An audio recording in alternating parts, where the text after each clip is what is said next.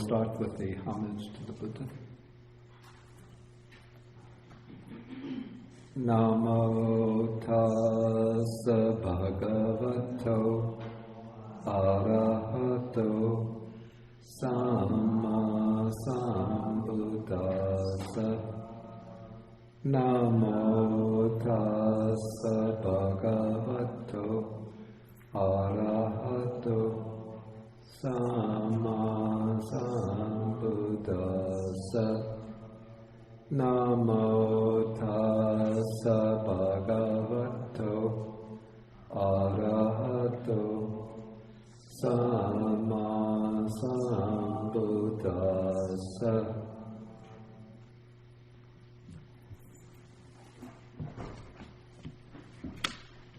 Okay, good morning, everybody.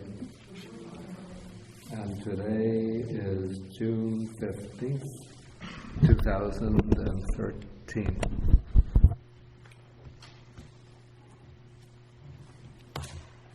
Okay, so the last class we had was on the Dhananjaya Sutta, Dhananjali Sutta. This is the Sutta number 97 in the Majjhima Nikāya. And we saw in that sutta that the Venerable Sariputta is teaching or sort of guiding the Brahmin Dhananjani on his deathbed, and he gives him instructions, sort of leading him to higher and higher realms. And then he teaches Dhananjani the way to the Brahma-world, which is the practice of the 4 Brahma-viharas, the divine abodes, or the 4 sublime states. And this is boundless loving-kindness, compassion, altruistic joy, and equanimity. And then Dhananjani passes away, and he is reborn in the Brahma-world. But then the Buddha sort of subtly rebukes Sariputta for guiding Dhananjani only up to the Brahma-world. He says to the Sangha that Sariputta has established the Brahmin Dhananjani in the inferior or lower Brahma-world. Then he got up from his seat and left while there was still more to be done.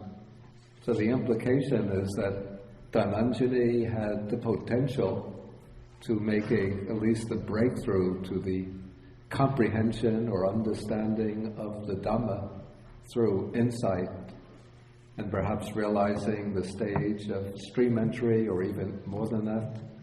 But Sariputta was just content to guide Dhananjani to rebirth in the Brahma-world and didn't give him the teachings on insight or wisdom that would lead him to one of the stages of penetration, the stages of realization, from stream entry to the higher stages. Okay, so when I was looking through this sutta, I thought that it would be interesting to bring together a number of suttas from the middle-length discourses and also some from the Anguttara Nikāya, which deal with the practice of the Brahma-viharas, in order to get a sort of a broad view of their place in the Buddha's path. And an interesting contrast with the Dhananjani Sutta is the sutta that comes just 2 places later in the Majjhima Nikāya. This is the Subha Sutta. It's a discourse between the Buddha and a young Brahmin by the name of Subha. I'm not going to go through the whole sutta, since it deals with a very variety of topics, many of them of special concern to the Brahmins.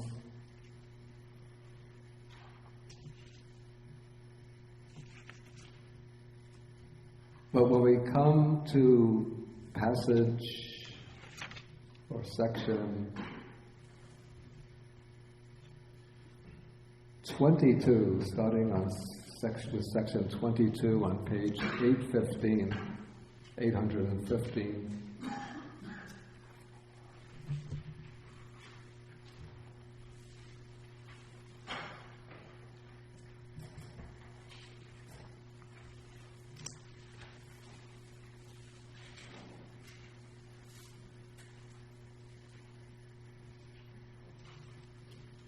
Okay, the very bottom of this page 815, at a certain point in the conversation, the Brahmin student Subha says to the Blessed One, he says, I have heard that the recluse Gautama knows the path to the company of Brahma. And then the Buddha illustrates his skill in knowing the path to the company of Brahma with a sort of very down-to-earth simile. So he asks the Brahmin whether the village of Nalakara is near or far, and Subha says that the village Nalakara is nearby.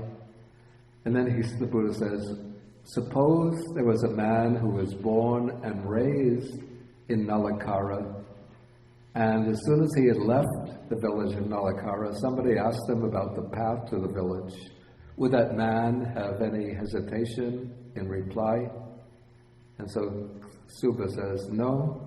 And why is that? Because that man has been born and raised in Nalakara and is well acquainted with all the paths to the village. Okay, so I'm born and raised in Brooklyn.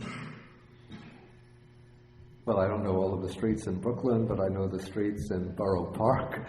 So if somebody asks me the way to PS 160, my elementary school, I could tell them any street to go to PS 160. Okay, so then the Buddha says that still a man born, so this man who's born and raised in Nalakara and is well acquainted with the village, won't have any hesitation, but you ask him how to get to the village, he could tell you very easily. And so then the Buddha says, in the same way that if somebody were to ask the Tathagata, the Buddha, about the Brahma-world or the way leading to the Brahma-world, the Buddha would not have any hesitation in answering, because he says, I understand Brahma, I understand the Brahma-world, I understand the way leading to the Brahma-world, and I understand how one should practice to gain rebirth in the Brahma-world. So the Buddha would know all of this through his full enlightenment, and also, no doubt, because if we know the Jataka literature, even some of the Sutta literature, we know that in many of his past lives, the Buddha had practiced the way to the Brahma world and had been reborn in the Brahma world many times as Mahabrahma, one of the highest ranking deity in the Brahma world. Okay, so then Subha asks the Buddha, please teach me the path to the company of Brahma. Okay, so then the Buddha says, I'll teach you, you listen and pay close attention to what I shall say. Okay, then the Buddha enters upon his teaching. So I'm now in paragraph 24. The Buddha says, what is the path to the company of Brahma? So here a monk abides, pervading one quarter with a mind imbued with loving kindness, so the second, the third, the fourth, above, below, and everywhere, all as to himself, he abides, pervading the whole world with a mind of loving kindness, abundant, exalted, immeasurable, without hostility and without ill will. So that is the instruction for the development of loving kindness that we find in the suttas. And now I have to add just some word about this. In the Buddhist tradition, when we teach the meditation on loving kindness, we begin in a very graduated, step-by-step, we use a graduated step-by-step procedure. Like if you look in the suttas, how the Buddha teaches loving kindness, it's always in this way. And so there are some people who say we should hold exactly to what the Buddha taught.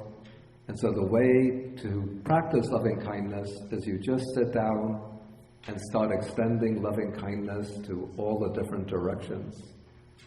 But to my way of thinking, this is a little bit like if one looks in the suttas, how does one practice the jhanas? The Buddha says the monk sits down, he dispels the 5 hindrances, and then boom, he enters the first jhana, second jhana, third jhana, fourth jhana, just like that. But you know, if you want to practice to the attainment of jhana, you have to take a meditation subject that leads to jhana, and you have to know how to work with that meditation subject from from the A, B, C's up to the X, Y, Z's. And so in the instructions for the practice of loving kindness, the ancient teachers have developed a method, kind of step-by-step method, a very graduated method, which is a little bit like teaching the ABCs of how to read. Well, like if somebody wants to study nuclear physics, you don't begin by teaching them nuclear physics, but they have to begin with, what do they call this, basic mechanical physics? Forces. I did 3 weeks of physics and then of high school physics and dropped out. So I have no authority to explain how they teach physics. Okay, so the ancient teachers have devised a method of a very gradual, step-by-step method of developing the loving kindness meditation, which involves taking people in different categories or groups, oneself, then usually then they take a dear and respected person like a benefactor, then a very close person like a dear friend, then a neutral person, then finally a hostile person or the enemy. And then one develops loving kindness first to oneself, then to the dear and respected person, then to the close person, then the neutral person, finally the hostile person, and then one works gradually to spread or extend loving kindness to different geographical regions, then to the to the 6 directions, and finally to the all-encompassing world. Okay, so what we find described in the suttas, where the Buddha just mentions extending loving kindness to the different directions, well, I think we should understand this to be a kind of advanced practice for somebody who has already established the foundations by working step by step through the graduated process.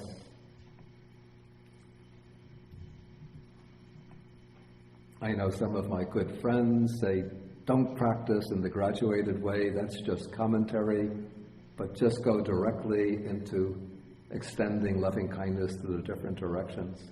If somebody can do that and succeed in it, well and good. No need to use the graduated step-by-step method. It's just like you get sometimes kids who pick up physics very quickly, and then they can go into nuclear physics, quantum mechanics. But those of us who drop out of high school physics after 3 weeks, if we decide to persist, then we would have to learn the laws of mechanics, Newtonian physics, and then maybe after 3 or 4 years, then we can go on to nuclear physics. Okay, so the Buddha is teaching the practice that leads to the company of Brahma. So first, he goes through the formula of loving kindness. And then he says, when the deliverance or liberation of mind by loving kindness is developed in this way, no limiting action remains there, none persists there. Okay, first I'll take the simile, then give an explanation. So just as a vigorous trumpeter who's playing the trumpet could make himself heard without difficulty in the four directions, so when the deliverance of mind by loving kindness is developed in this way, no limiting action remains there, none persists there. Okay, now what is meant here by a limiting action, or the Pali expression is, I think it's pamanakatta kamang.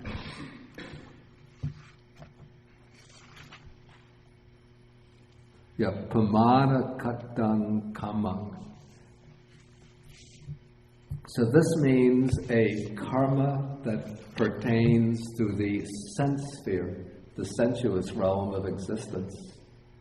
And normally for most people, ordinary people, all of the actions or karma we create pertain to the sense sphere. And so when its rebirth process is underway, then the karma that's going to determine our rebirth will be a karma of the sense sphere. But the Buddha is saying that when somebody develops the Brahma-vihara of loving kindness, when he develops the meditation of loving kindness, up to the level of a Brahma-vihara, up to the level of what is called the deliverance of mind by loving kindness. And this means developing loving kindness up to a level that corresponds to one of the jhanas. Usually in the Pali commentaries, they say that one can develop loving kindness up to the level of the first three jhanas. First jhana, second jhana, or third jhana. And so if one develops loving kindness up to the level of jhana, and one maintains that Brahma-vihara up to the time of one's death, so that one could enter it whenever one wants to, up to the time of one's death, so that it's very strong, then when the death process is taking place, the karma, the wholesome karma generated through the liberation of mind by loving kindness, will take precedence over all of the other karmas. So it will push away the karmas that relate to the sense sphere, and it will take on the governing role in the rebirth process, and so it will propel the mind to rebirth in one of the higher realms, the Brahma-world. It doesn't mean that the karmas that we've created in the sense sphere karmas, that they're completely destroyed and can no longer produce their results. They still will remain in the mental continuum. They'll still have the potential of those karmas still persist there. But those karmas will not govern the rebirth process. And I don't think they'll produce their results after rebirth in the Brahma-world. But after one passes away from the Brahma-world, then one can take rebirth elsewhere, even back into the human world or in the lower worlds. And then those karmas will have their opportunity to ripen. So it doesn't escape them altogether, but when one develops the liberation of mind by loving kindness and maintains it through the course of one's life, then that becomes the determinant of rebirth into the Brahma-world in the next existence. Okay, so this is first explained on the basis of metta or loving kindness. And then the Buddha continues by using the same formulation in regard to the next three divine abodes. The monk pervades one quarter with a mind of compassion, a mind of mudita, or altruistic joy, and then with the mind of upekkha, equanimity. And so again, in each case, the Buddha says that when this deliverance of mind by compassion, altruistic joy, equanimity is developed in this way, then no limiting or finite karma of the sense sphere remains there. So this too is the path to the company of Brahma. Okay, then the Brahmin student, Subha, is delighted with the Buddha's exposition. He expresses his now confidence or trust in the Buddha. He goes for refuge to the Buddha, Dharma, and Sangha. And then he says, and now, Master Gautama, we depart, we are busy, and we have much to do. And then the Buddha says, you may go, student, at your own convenience. Well, what is interesting about this passage? Compare it to the Dhananjani Sutta.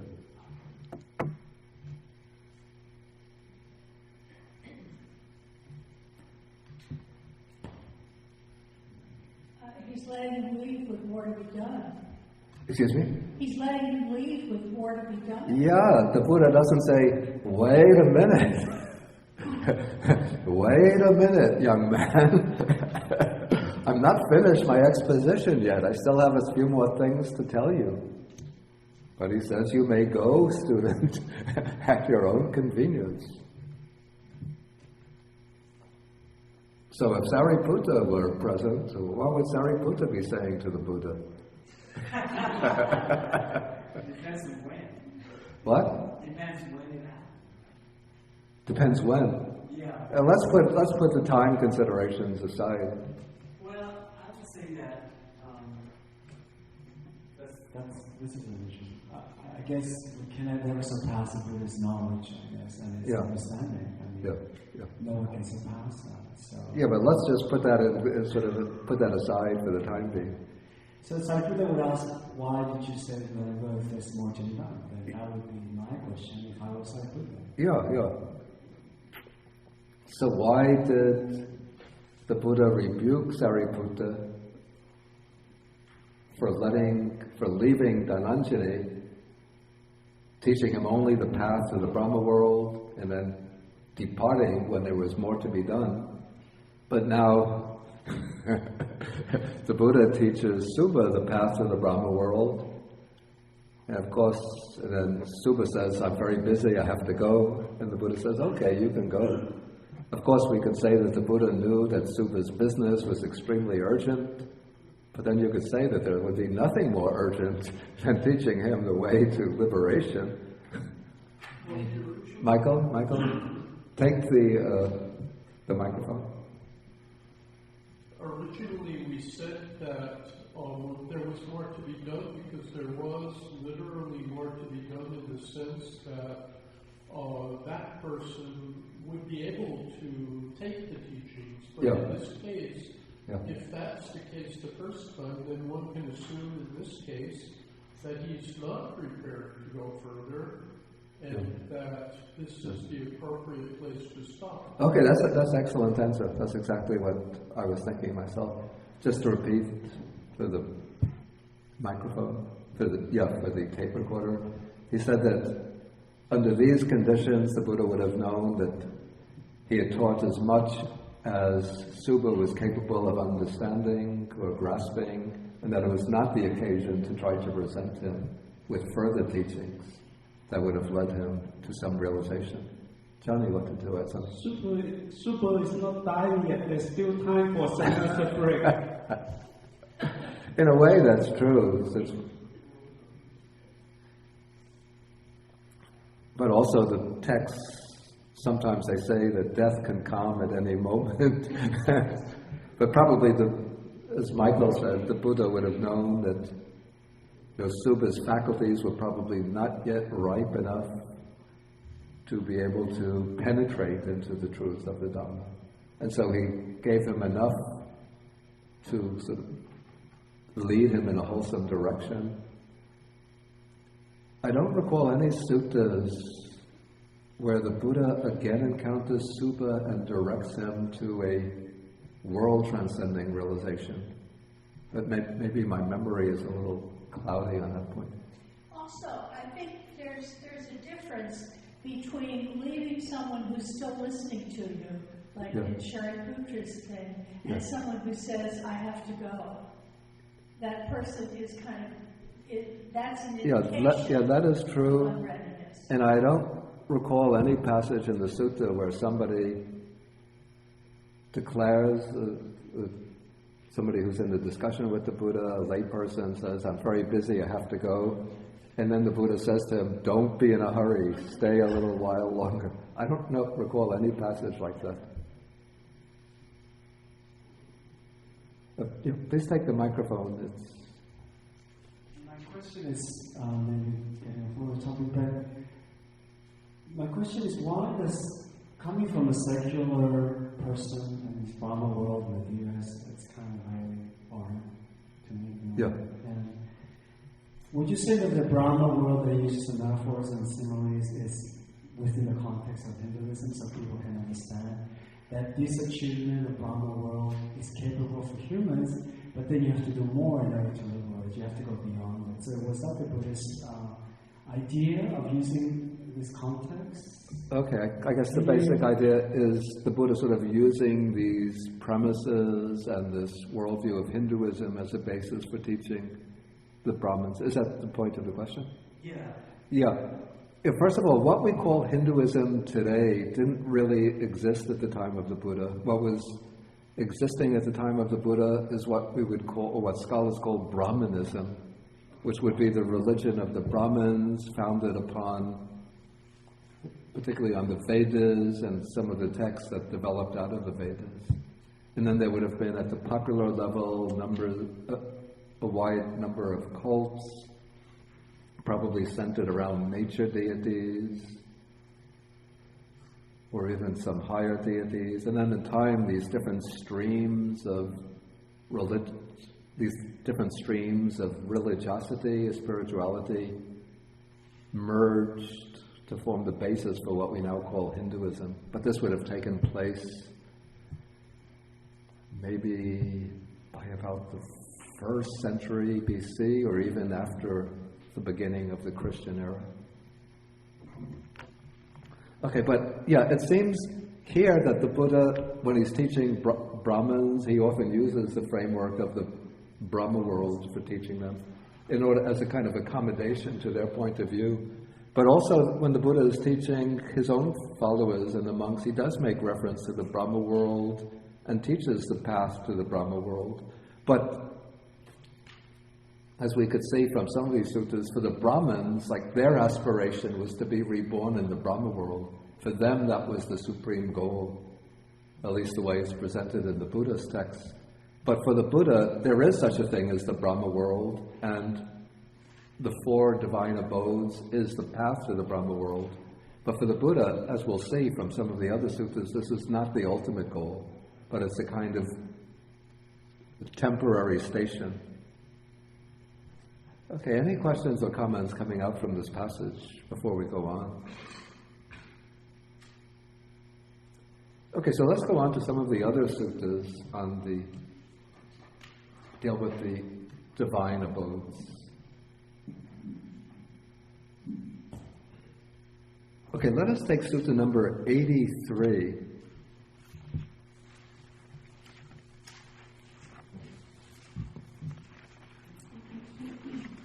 Again, I'm not going to take the whole sutta, but I'm going to pick up here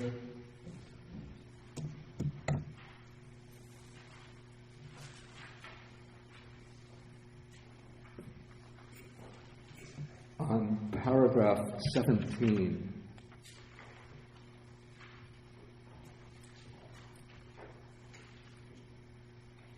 Okay, this is a sutta with a somewhat legendary character to it, where the Buddha is speaking about some of the kings who ruled at the place called Mithila.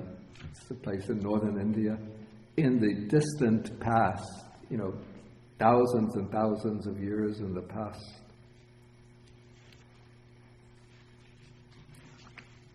And he explains how each of these kings, at a certain point in their career, they renounced the household life when they were growing old, and they became ascetics, and they practiced the 4 Brahma-viharas, and they were reborn in the Brahma-world.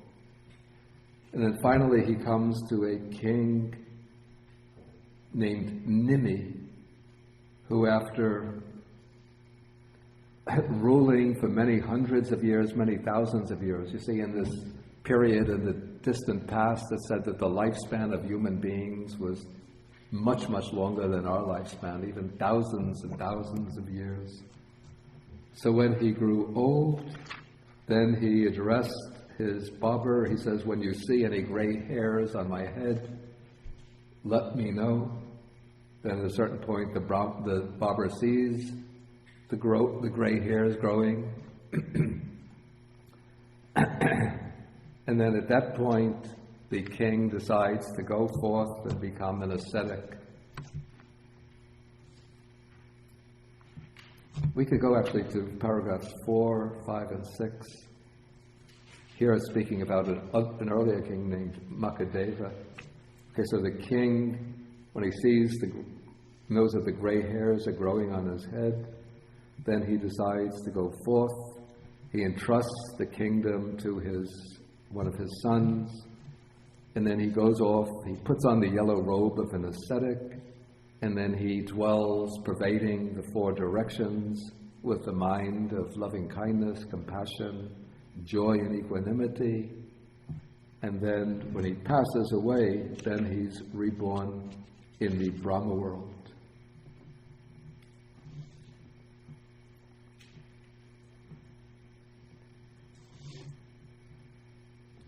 Okay, now we'll go to paragraph 21.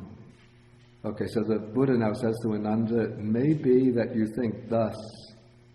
Certainly on that occasion, someone else was King Makadeva, who instituted that good practice, that is the practice of the 4 divine abodes.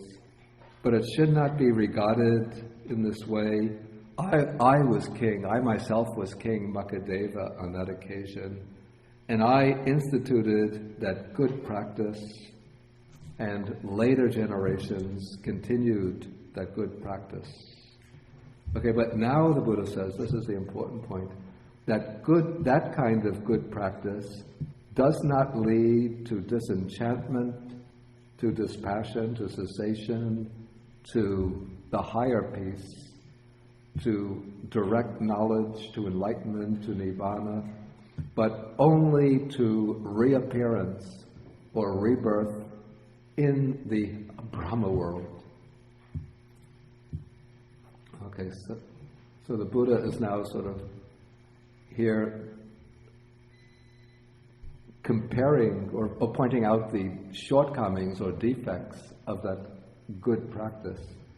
And then he says, but there is this other kind of good practice which has now been started by me, which leads to complete disenchantment, dispassion, cessation, to the higher peace, to direct knowledge, to enlightenment, to nibbana.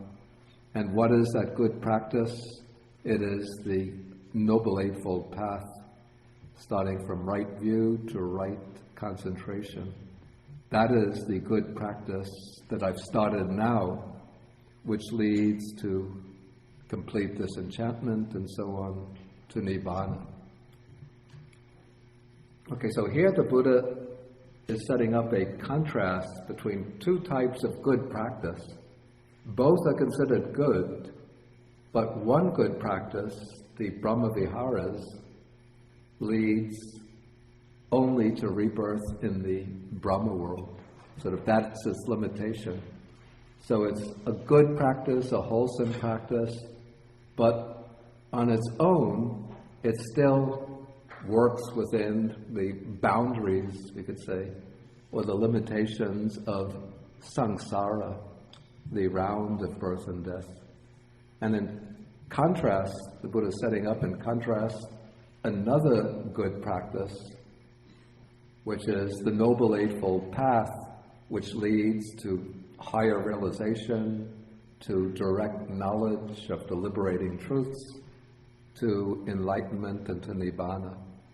So we could say that the practice of the Brahma-viharas is one of the most excellent practices, but it's still a lokiya practice. It's a mundane practice, a practice within the boundaries or the limits of birth and death, the world of birth and death. But the Noble Eightfold Path is a practice that leads to the transcendence or overcoming of birth and death. Okay, but when we look at it, at the two in this way, it seems almost that there's an exclusive relationship between the two. That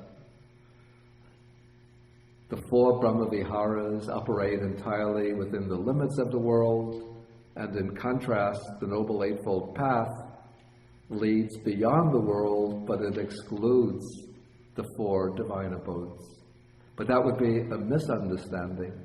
I think maybe in this place the Buddha is setting up such a contrast in order to maybe point out the superiority of the Noble Eightfold Path, or its special uniqueness and a special value. But in fact, what the Buddha does, as we can see from other suttas, is to integrate the Brahma-viharas into his system of training, so that the Brahma-viharas become an integral part of the training. And so we can see this in a few other suttas, in the Majjhima Nikāya, and then again we'll see in the Anguttara Nikāya. Okay, if we go to Sutta number 62,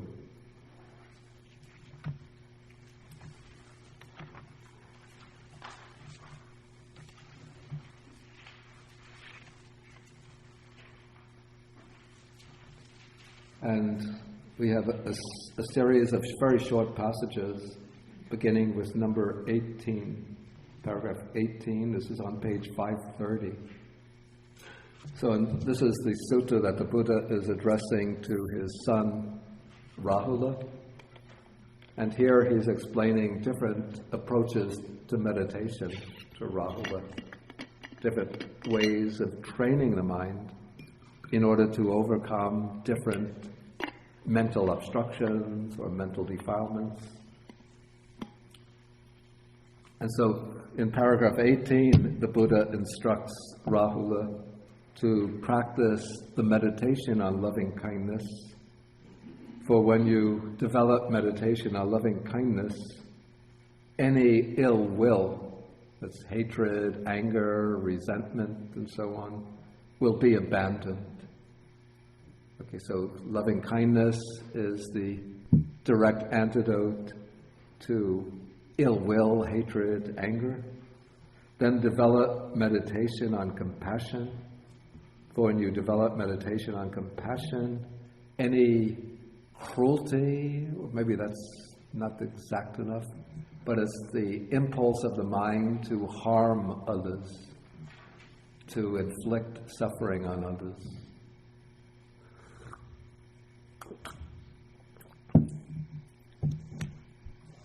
So say a hunter goes hunting for deer or rabbits. He doesn't think of himself as being cruel to the deer or rabbits. He just thinks he's enjoying a sport.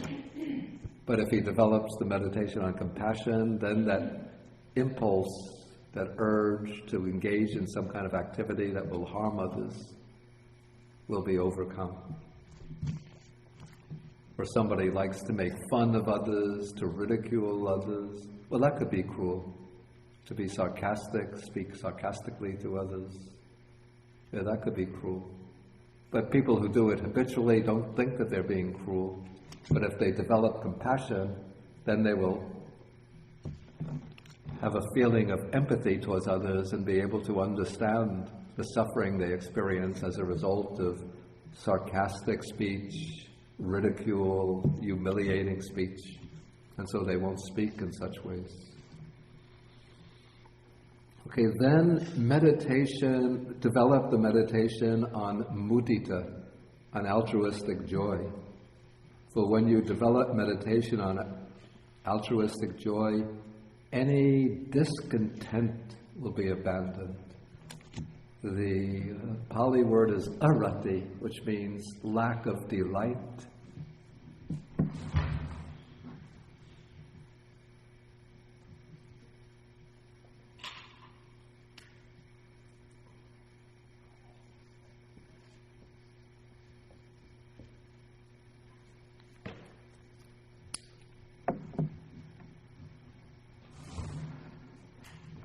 Usually I think of the opposite of mudita to be envy or jealousy.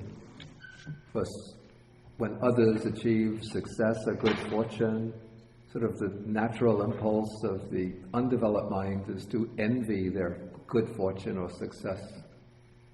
But if one develops mudita, then one is able to rejoice in the good fortune and success of others.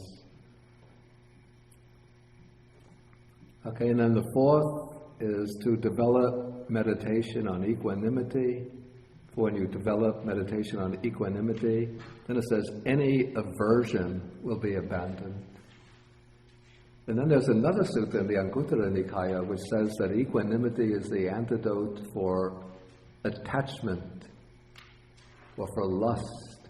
So it seems to me that equanimity means the balance of mind or impartiality, so that one rises above both special liking and strong and aversion towards others, so that one doesn't have favoritism, show favoritism towards some and aversion towards others. So one regards others equally, even-mindedly, with complete impartiality. Okay, so in this short passage, we see how the four Brahma-viharas can function within the framework of the Buddhist training as ways for overcoming certain mental defilements. And what has to be said about how these four Brahma-viharas eliminate these defilements is that the elimination is not the permanent and ultimate eradication of the defilements, but this is part of the gradual process of overcoming defilements.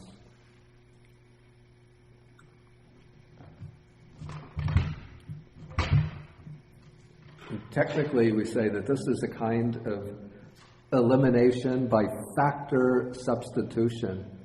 It's like using, if there's a rotten peg in a piece of furniture, then we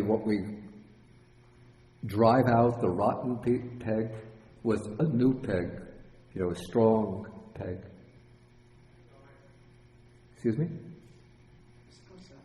Oh, that was outside. I thought somebody knew a better term for that. Okay. But this method doesn't cut off these defilements at the root. To cut off the defilements, one needs wisdom, the insight into the ultimate truth. But in the process of mental development, we have to first temporarily remove these defilements from the mind. Then when the mind develops what's called a temporary Cheto Vimukti, a temporary liberation of mind, or temporary purification of mind, then we can proceed further to develop insight, to arrive at penetrative wisdom, and through penetrative wisdom into the truth of things, then we cut off the defilements right at the root.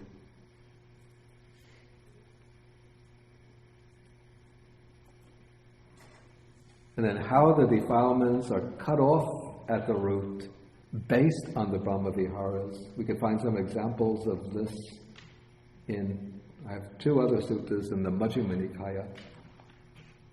Take Sutta number 7.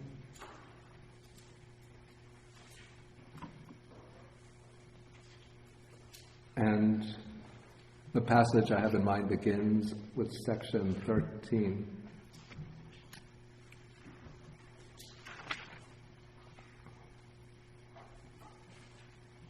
Okay, in the earlier part of the sutta, the Buddha speaks about the elimination of mental defilements.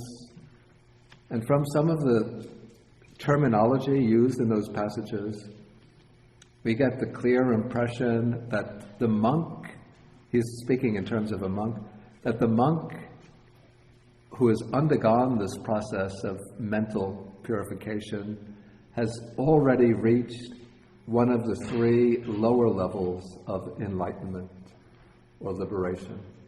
Either a stream enterer, once returner, or non-returner, but not yet arahant. And we know this from the expression that the monk is said to be one who gains unwavering confidence in the Buddha, the Dharma, and the Sangha.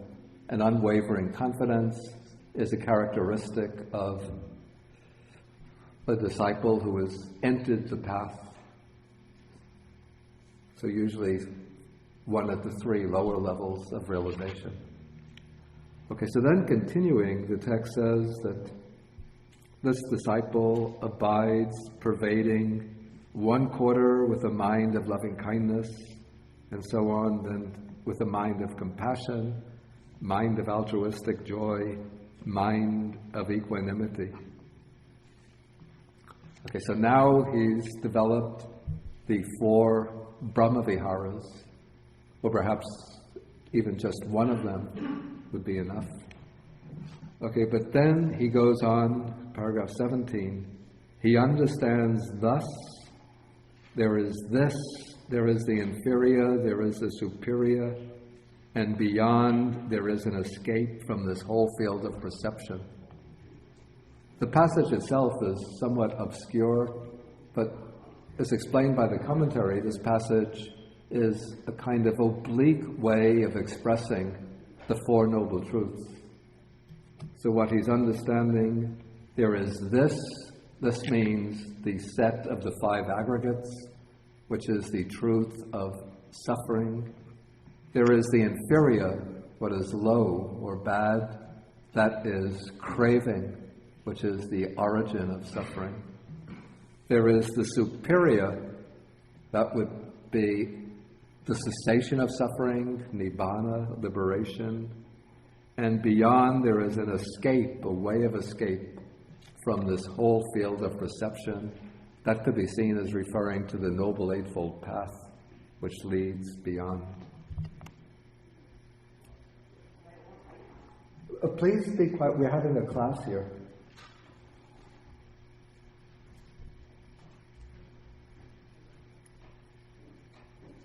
Okay, so when he sees and when he knows and sees thus, then his mind is liberated from the 3 asavas, the 3 taints. Then when it's liberated, he knows it's liberated, and he understands that he's reached the end of birth and death. Okay, so here, we don't have to go into the details, but here we see that loving kindness, that the 4 Brahma-viharas are used as a meditation subject for the purpose of gaining deep samadhi, for purifying the mind, and then on the basis of that concentrated and purified mind, one develops the insight that brings direct penetration of the 4 Noble Truths, then the eradication of the defilements, and then through eradicating the defilements, vimutti, complete vimutti, liberation.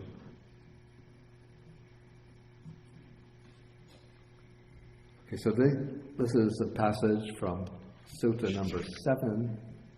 Then we can take another passage of a similar character this is Sutta number 52.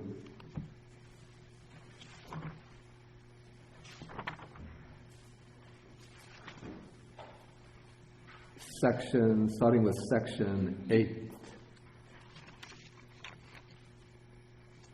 And in this sutta, which apparently takes place after the Buddha's passing away, a householder named Dasama has come to Venerable Ananda and asked him how a monk who dwells diligently can achieve liberation and reach the destruction of the asavas, the defilements.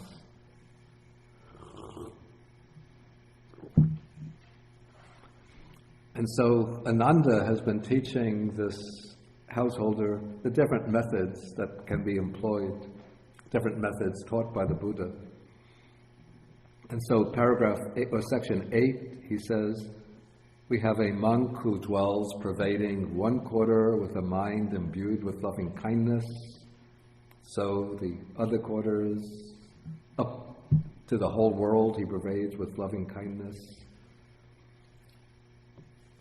Okay, then in the middle of the paragraph, he considers this and understands it thus. This deliverance or liberation of mind through loving kindness is conditioned and volitionally produced. But whatever is conditioned and volitionally produced is impermanent and subject to cessation. So that is the way the monk who attains the liberation of mind by loving kindness turns back, so to speak, and examines that state of mind. And he sees that that state of mind, which is very exalted, very pure, very radiant,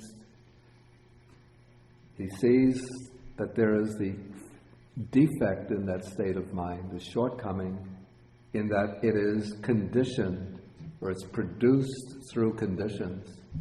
It's produced through generating a particular volition to establish a mind of boundless loving kindness. And so it's conditioned, produced through conditions, produced by volition. And because it's conditioned and produced by volition, it's subject to the same, or it's stamped with the same qualities, the same characteristics that everything that is conditioned possesses. Namely, that it's impermanent, that it will come to an end. In the human world, if one enters the liberation of mind by loving kindness, eventually one will emerge from it, and then one will come back to other states of mind.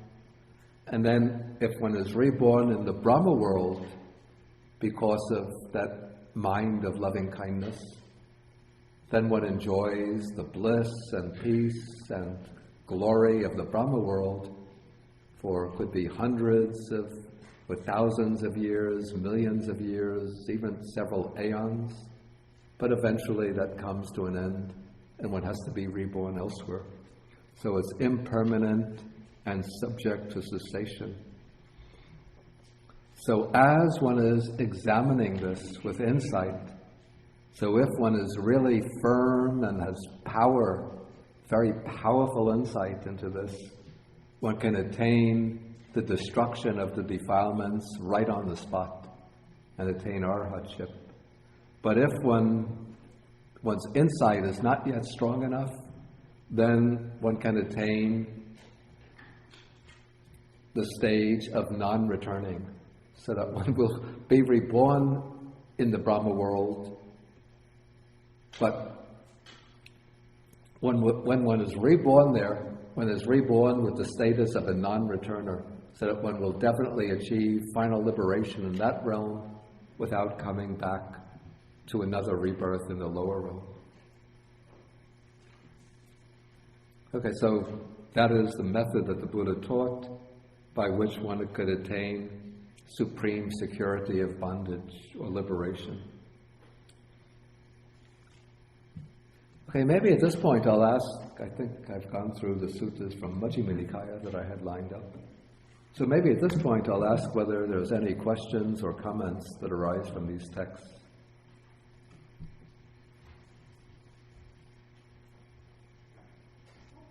Michael, go. And take the microphone, please.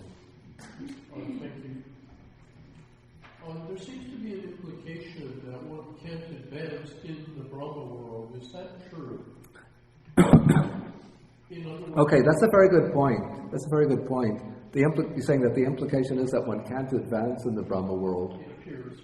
Actually, one can advance in the Brahma world, and one of the suttas from the Anguttara Nikāya that I have lined up will show that one can advance.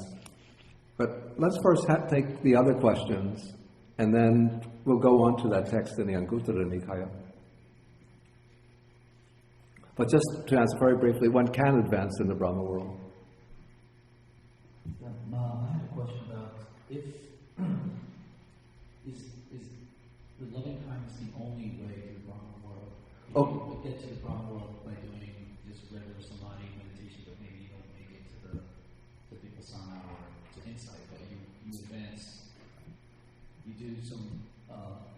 Okay, could you either speak more loudly or Oh yeah, sorry. Okay. Yeah, what I was asking is loving kindness the only way to the Brahma world? Could you get to the Brahma world by just doing like samadhi practice or jhana practice? Okay, this is a good question. So he's asking whether the Brahma Viharas are the only way to the Brahma world, or whether one can be reborn in the Brahma world through other types of samadhi practice that reach the level of the jhanas.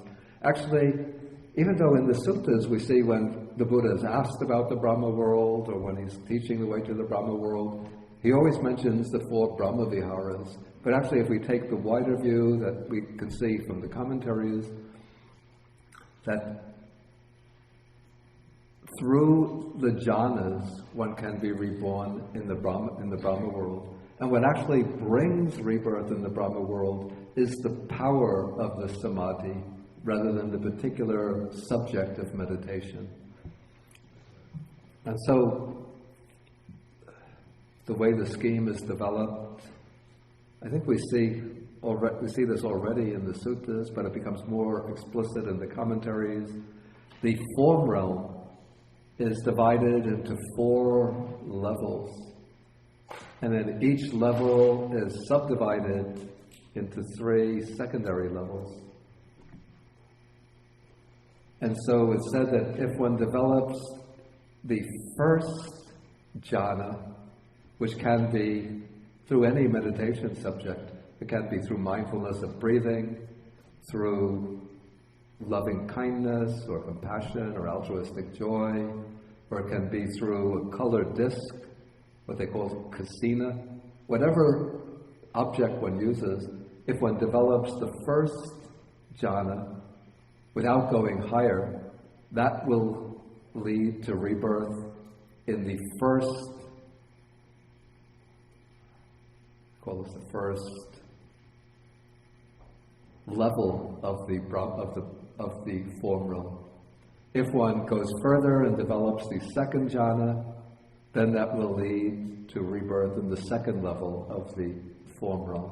If one develops the third jhana, that leads to rebirth in the third level, and then if one develops the 4th jhana, that leads to rebirth in the 4th level.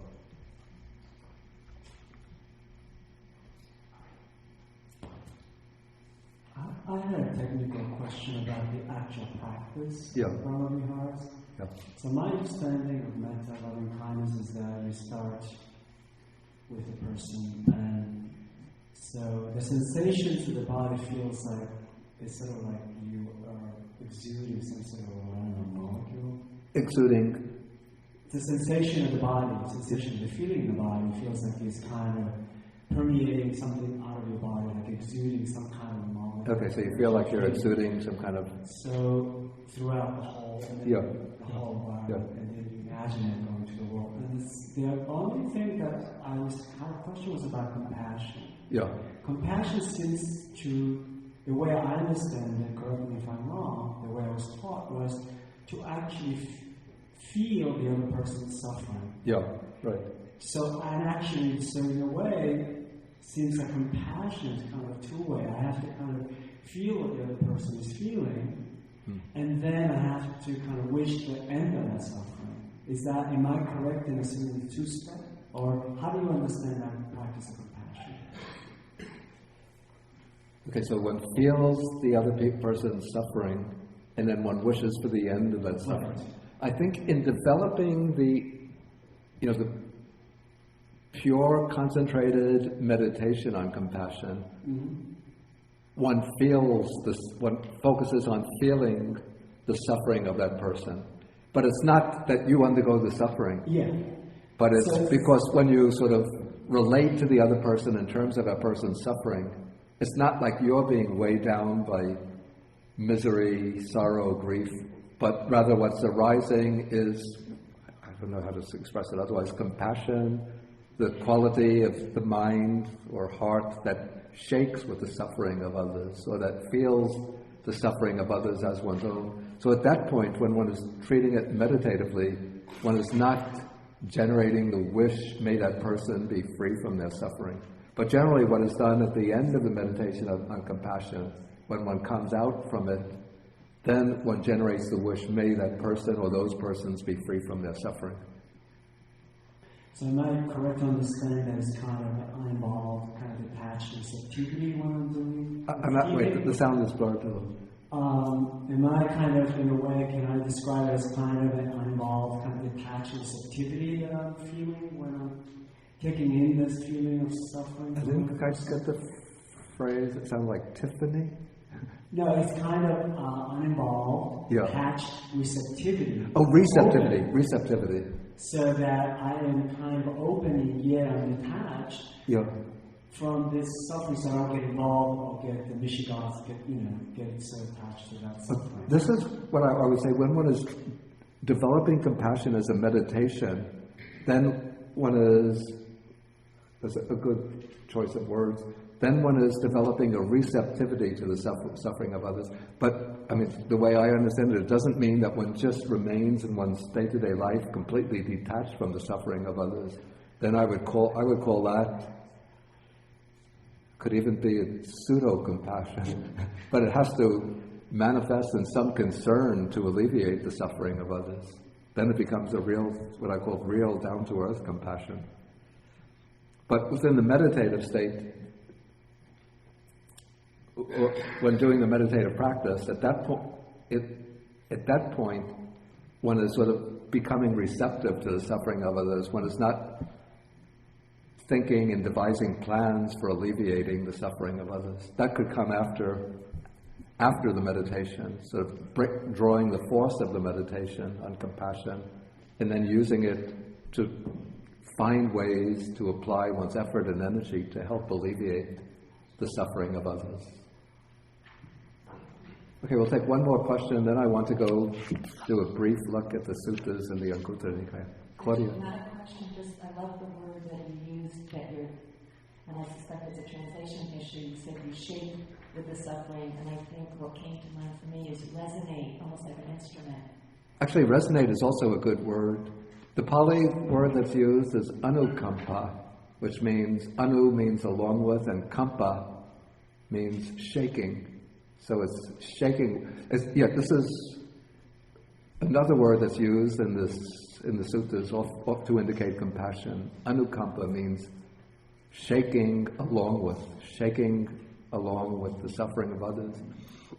And these two words actually, the different words indicate different aspects of compassion. When the Buddha explains the meditation on compassion, he uses the word karuna, which is what we simply translate as compassion. I don't remember the verbal origins of it, but when the Buddha often speaks about anukampang upadaya, acting out of compassion, and there we should understand that this is compassion turned into an active virtue, taking action to alleviate the suffering of others. So the meditative state is karuna, but compassion put into action is anukampa. That is through the shaking or resonating with the suffering of others, then takes action to alleviate their suffering.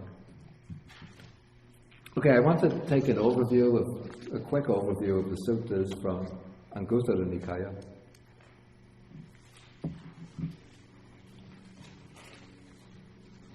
It used to be so easy when I was young. I would be able to look at an audience and look at my paper with the same pair of eyes. Now I have to turn into a six-eyed monster.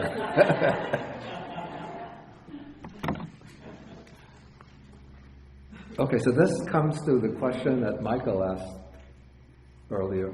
So we have four kinds of persons found existing in the world. Though actually the main contrast is actually between two types of people. So here we have some person dwells pervading one quarter with a mind of loving kindness, and so on, extending loving kindness to the whole world. Okay, now he relishes it, desires it, and finds satisfaction in it. So a kind of subtle attachment is developing to that liberation of mind by loving kindness. So if he is firm in it, steady in it, resolved on it, he often dwells in it, and he has not lost it when he dies, then he is reborn in companionship with the devas of Brahma's company. Or in other words, he's reborn in the Brahma-world. Now the lifespan of those devas is an aeon. It's an extremely long period. If we use modern cosmology, we put a present stage of development from the Big Bang is said to be 13 billion years. Suppose another 13 billion, then the period of collapse. It's 13 plus 13, 26, 52 billion years. Okay, so the worldling remains there all his life, and when he has completed the full lifespan of those deities, then it says he goes to hell, to the animal realm, or the sphere of afflicted spirits. Actually, according to the commentary, one doesn't get reborn directly from the Brahma world into the lower realms, but one goes from the Brahma world back into the human world. But then in the human world, one might do unwholesome actions that can lead to rebirth in the lower realms. But in any case, the worldling who develops the divine abodes, who develops the Brahma Viharas, can be reborn in the Brahma world, but then he can take rebirth in lower realms without advancing. But the Buddha's disciple remains there all his life, and when he has completed the entire lifespan of the devas, he attains final liberation in that same state of existence. So that's the distinction, the difference between the instructed noble disciple and the uninstructed worldling with regard to future destiny and rebirth. Okay, the other passages just develop the same point with regard to the meditations on compassion, altruistic joy, and equanimity. So we don't have to go into those. But we see here that there's a contrast between a worldling who doesn't have any access to the Buddha's teaching and one who is already a noble disciple, who maybe has gained first, second, or third stages of enlightenment, and then goes on and progresses to final liberation without taking rebirth elsewhere. So there's still a certain dark continent here, or a gray area, which is an earnest follower of the Buddha Dharma who achieves the Brahma Viharas, the liberation of mind, through Brahma Viharas as a human being, but doesn't achieve even the first stage of enlightenment. And so this person will get reborn in the Brahma world, and the question is, can this person advance further, or do they just get sucked up in, the bliss of the Brahma realm, and then take a lower rebirth elsewhere.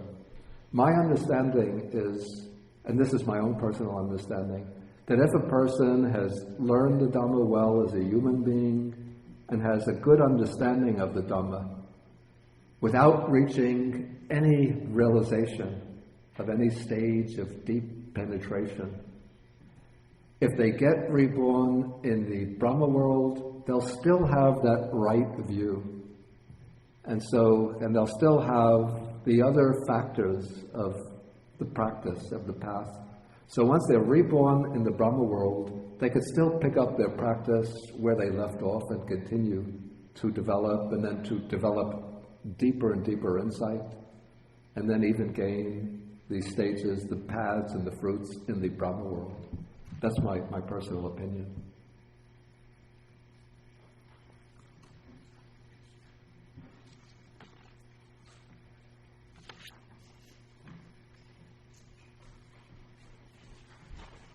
Well, I haven't been getting questions from the internet. There are. But Okay, somebody says, this mean that we should practice the 4 divine abodes before moving into insight? I say definitely not. I'd say it's best to practice the 2 in conjunction. Even if one hasn't reached, it's not the case that you have to develop Brahma-vihara to the level of jhana first, then develop insight. But the most beneficial practice, I think, is to combine some practice of insight meditation with some practice of loving kindness or compassion meditation, and bring them together in harmony. That's a quick answer. Okay, I'm sorry, I'm going to go through this in a bit of a rushed manner. Okay, the next sutta, again, takes 4 types of persons found existing in the world. Okay, here we take a person who develops the mind of loving kindness, and so on and so forth.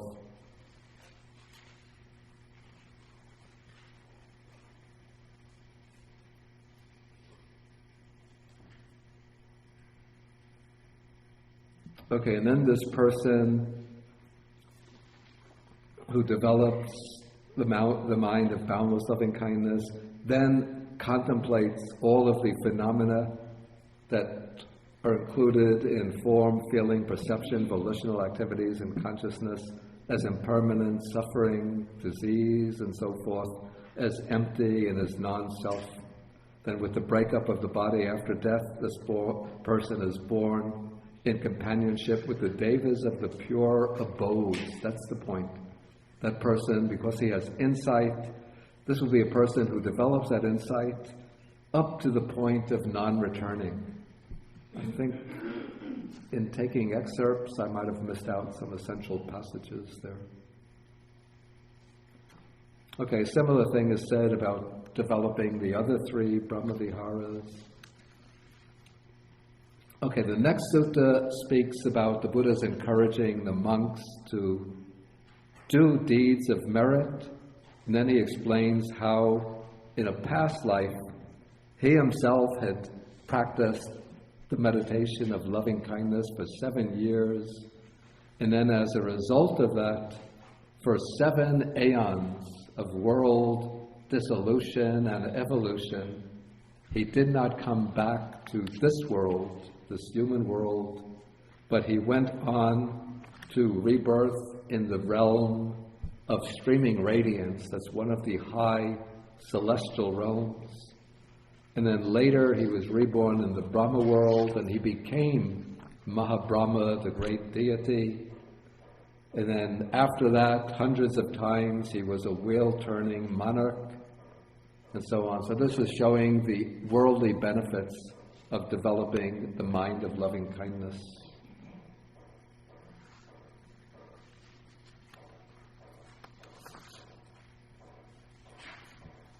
Some of the passages you can read on your own. They should be clear from the explanation I've been giving in class.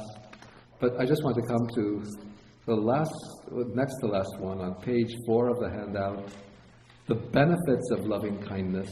So this is explaining the benefits of loving kindness when it's developed purely as a mundane meditation, just in itself without insight. So these are some of the day-to-day or mundane benefits.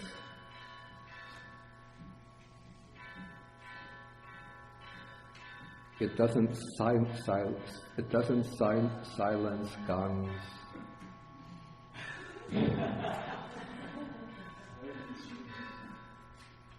May Mr. Wang be well and happy.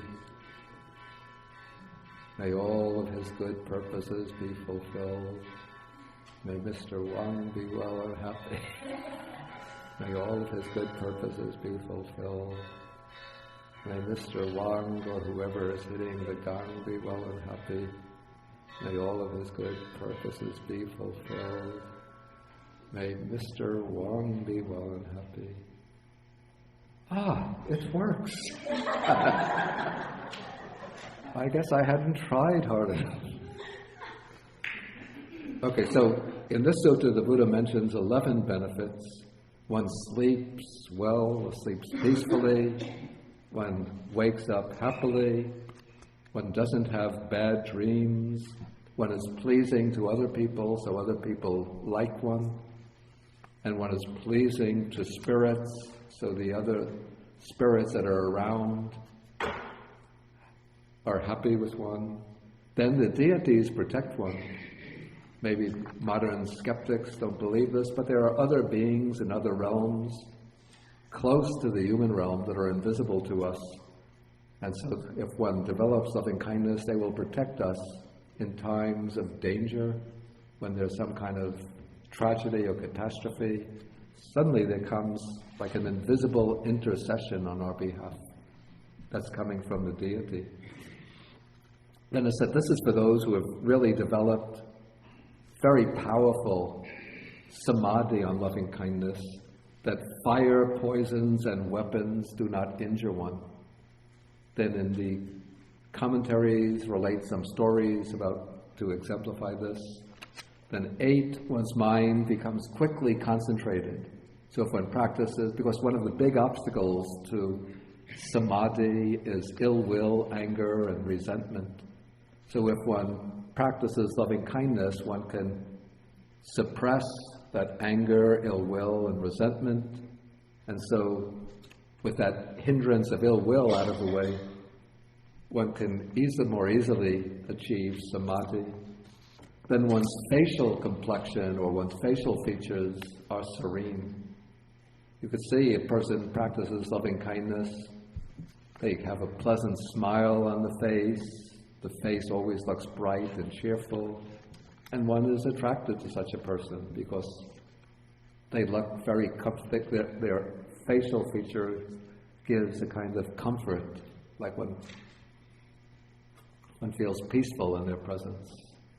Then when death comes, one dies unconfused because one has a clear, loving mind at the time of death.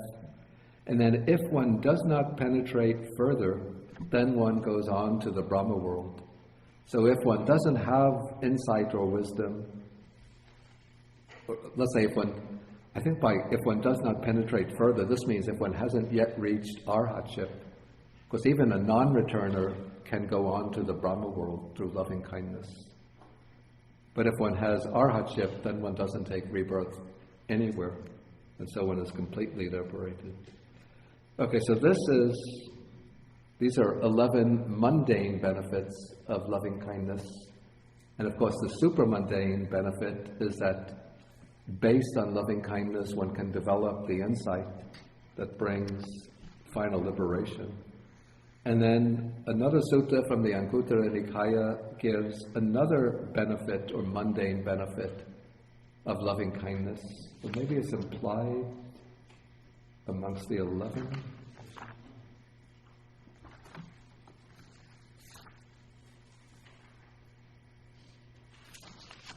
Anyway, this is an additional benefit that the Buddha taught the development of loving kindness for monks who are practicing meditation in the forest, to develop loving kindness towards what are called the 4 families of snakes.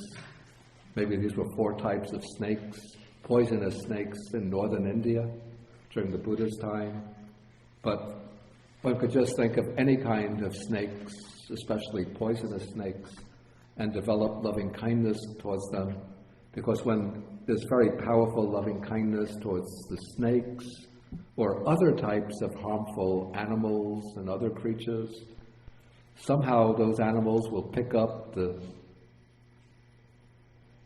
loving vibrations of that person's mind, and they won't harm that person. And so there are many stories, not only in the Buddhist texts, the commentaries, but even I've heard them from, in modern times, of monks who've practiced loving kindness. Sometimes they're practicing in a cave, someplace in the wilderness. I remember there was a German monk in Sri Lanka. His name was Venerable Jnana Vimala. He lived a very secluded, meditative life. And he was practicing meditation someplace in a cave. And then, while he was practicing, a bear came into the cave. Bears can be very ferocious, especially if one has taken over their own dwelling place, their own abode. So first, when he saw that the bear come into the cave, he said that his mind was really frightened. He didn't know what to do. What do I do? And suddenly he thought, okay, there's no other way to deal with this bear. But he had previously practiced a lot of the loving kindness meditation, so he just sat down and started practicing loving kindness towards the bear. Then the bear turned around and walked out of the cave.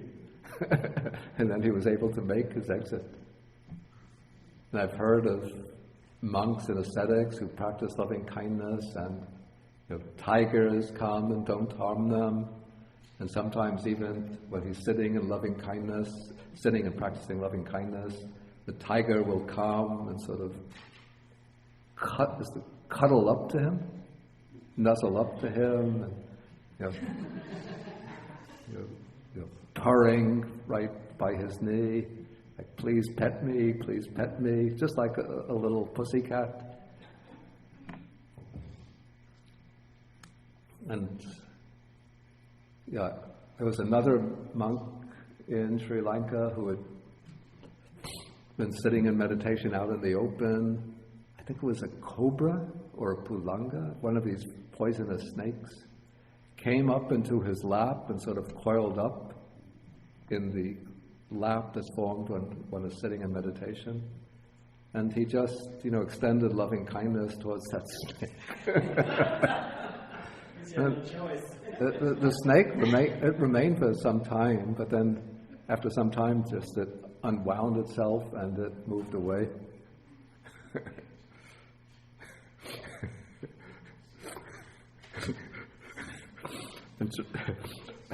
During my first few months in Sri Lanka as a monk, I was just about to get into bed. I think I must have had a little light on, and I noticed, you see, the mattress of the bed, it was on an elevated surface, and there was an open space between the mattress and the wall. And I looked, just somehow my eyes alighted upon that space, and I saw there was a snake in that space. And I didn't know what kind of snakes there were in Sri Lanka, but I made the assumption that this might be a poisonous snake. And so I tried reciting blessings. It didn't move. I tried meditating on loving kindness. It didn't move. And this must have been about 10:30 at night. And down the hill, see, I was living on the sort of quite a desolate hillside. I had a kuti, or a little cottage there. And down the hill there were some villagers living. And there was a villager named Somapala, who often used to come up to help me. And so I was looking, I'm reciting the Buddha's name, it's not moving. I'm invoking the blessings of the triple gem, it's not moving. I'm meditating on loving kindness, it's not moving. I'm getting tired. I want to go to sleep. And I don't want to risk sleeping alongside that snake. So finally, in the dead of night, I go outside the kuti and I yell, "Somapala! Somapala!" And then 2 or 3 minutes later, Somapala comes into the kuti. I point to the bed and say, "There's a snake there." He looks and he says, "Oh, Mapala, very dangerous." You know the Mapala snake? It's not a big snake, it's rather small, thin, but apparently very dangerous.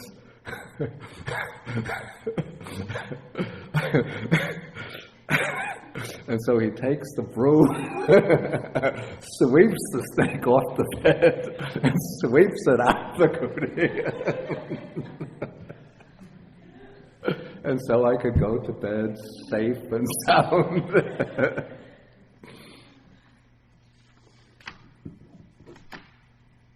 But I was just a young monk. Today, if there were a mapala by my bed, probably I would have to take the broom and sweep it off. Okay, so let's end with a quick sharing of the merit.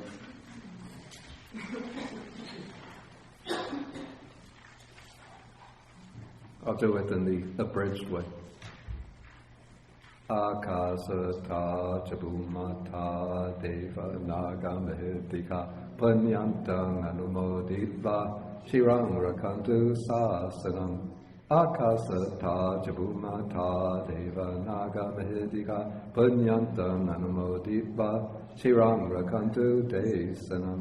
Akasata chabumata Deva Naga Mahidika Punyantang Anumoditva Shirang Rakantu Mang Param Eta Vatachang Hehi Sampadang Punya Sampadang Sabbe Devanumodantu Sabba Sampati Siddhya Sabbe Bhutanumodantu Sabba Sampati Siddhya Sabbe Satanumodantu Sabba Sampati Siddhya Bhavagupadaya vichihetato etantare satakaya upapanna rupya rupicha sanya sanyino dukkha pamuchantu pusantu nibuting.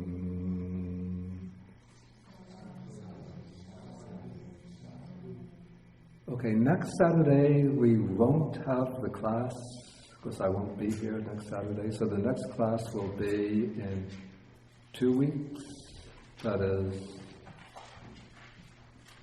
I think it's June 29th.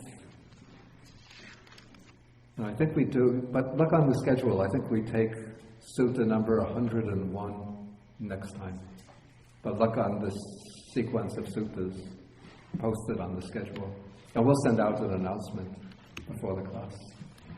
Okay, and then we'll come back, let us say 12:15, and we can have a further discussion and question and answer.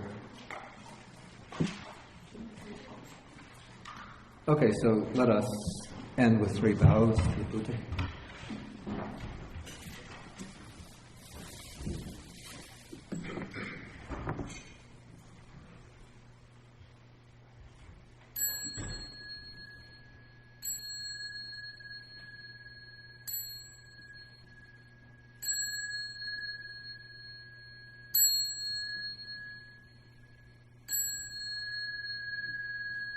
Father,